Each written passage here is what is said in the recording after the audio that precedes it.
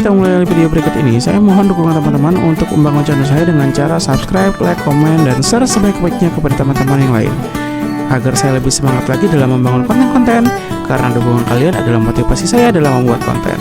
Enjoy this video. Assalamualaikum warahmatullahi wabarakatuh. Kembali lagi bersama saya Dr. Reno channel YouTube. Oke teman-teman, gimana keadaannya? Semoga teman-teman selalu sehat dimanapun teman-teman berada. Semoga kita semua selalu dalam lindungan Allah Subhanahu wa Ta'ala dan tetap semangat ya, dan selamat beraktivitas bagi teman-teman yang sedang melakukan aktivitas, dan selamat beristirahat bagi teman-teman yang telah selesai melakukan aktivitas hari ini. Tetap jaga imunitas tubuh kita teman-teman, karena kita masih dalam masa pandemi COVID-19 teman-teman. Oke teman-teman, di depan layar kita ini teman-teman sudah melihat ini adalah satu website dari Direktorat Jenderal Kekayaan Intelektual Kementerian Hukum dan HAM. Nah, di sini teman-teman bisa melihat yaitu tentang apa itu hak cipta nih teman-teman. Hak cipta ini teman-teman, atau yang disingkat dengan HAKI, adalah itu hak atas kekayaan intelektual teman-teman.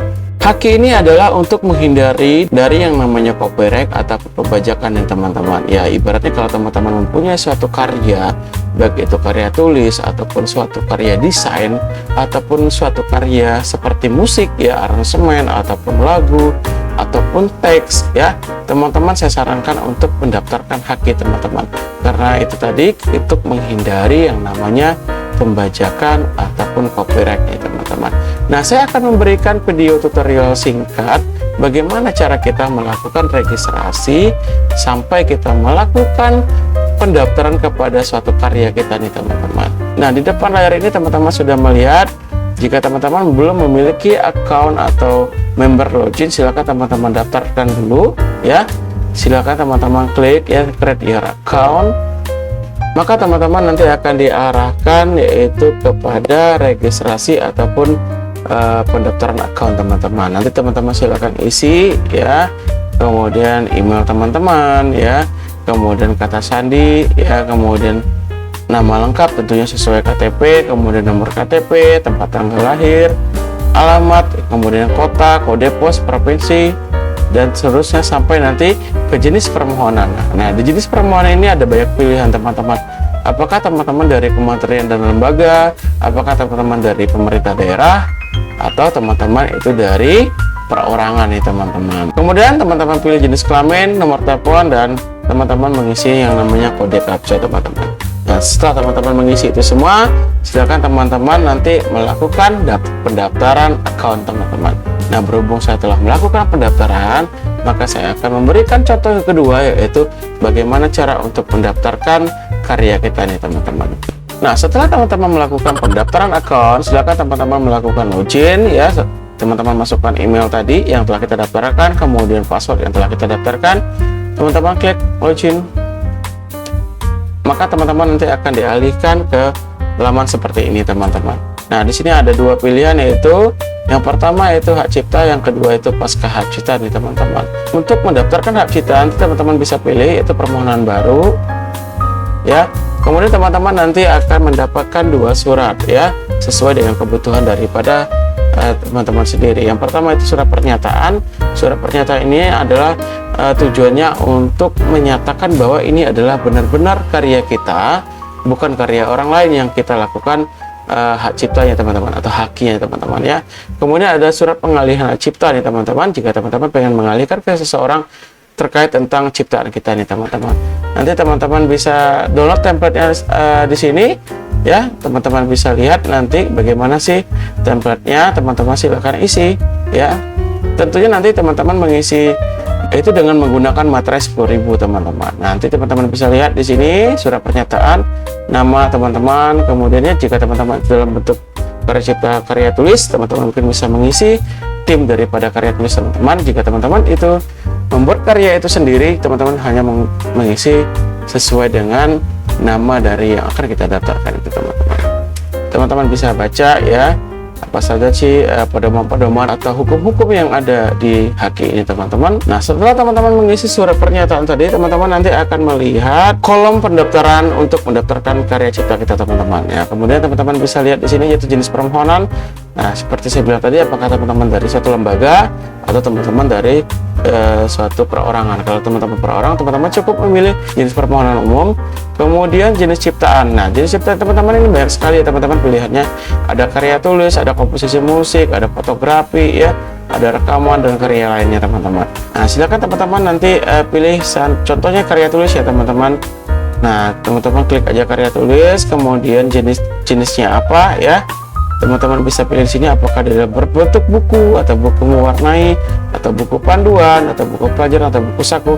Ini banyak sekali, silakan teman-teman pilih sesuai dengan karya yang telah teman-teman buatkan. Kemudian apa sih jenis buku teman-teman itu, silakan teman-teman tulis. Kemudian uraian singkat cipta teman-teman. Kemudian teman-teman bisa menguraikan secara singkat apa sih karya tulis teman-teman ini, seperti apa sih dan bagaimana sih gitu.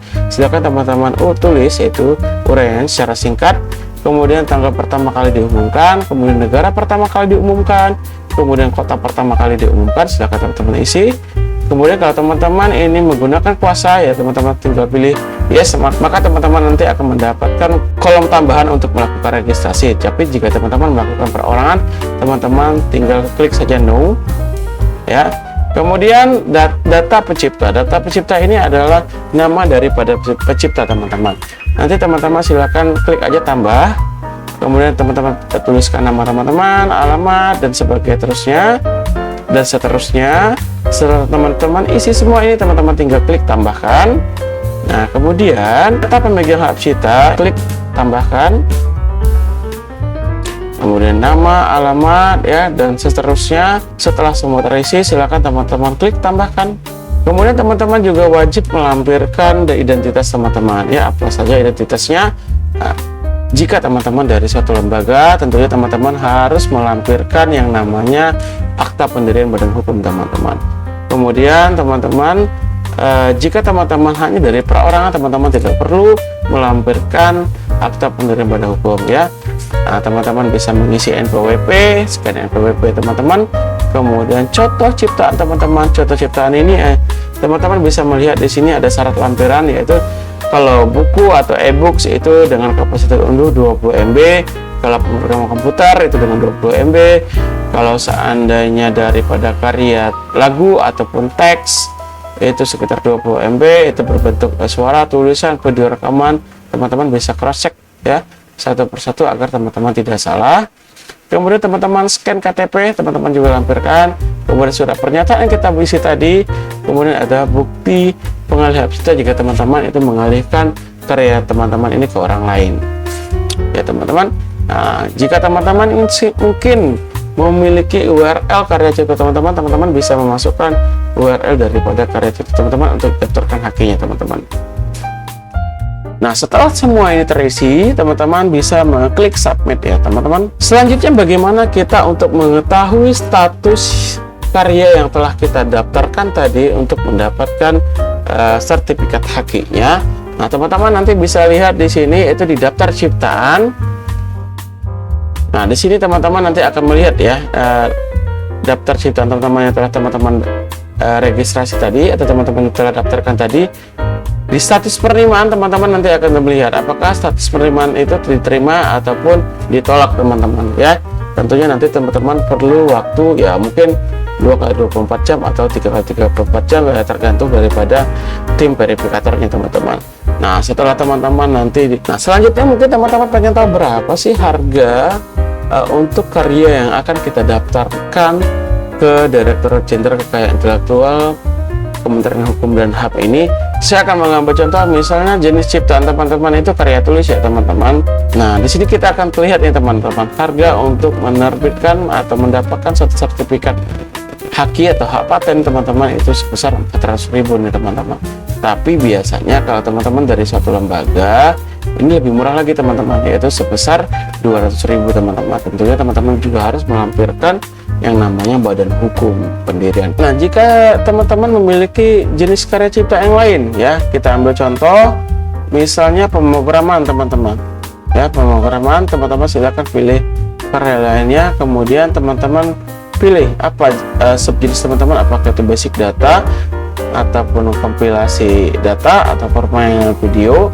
Nah, pemrograman ya kita pilih pemrograman komputer.